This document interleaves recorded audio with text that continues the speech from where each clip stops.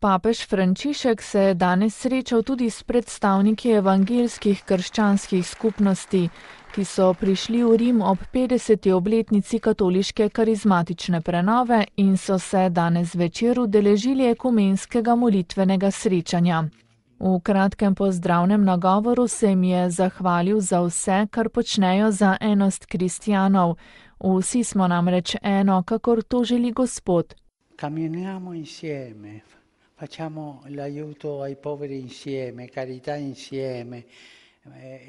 Hodimo skupaj, revnim pomagajmo skupaj, opravljajmo dejavno ljubezen skupaj, vzgajajmo skupaj, vse skupaj, je dejal Frančišek in dodal, da nam naj teologi pri tem pomagajo, mi pa ostanimo vedno na poti, nikoli nepremični, vedno skupaj. Ob koncu jih je še povabil, da so skupaj zmolili Oče naš.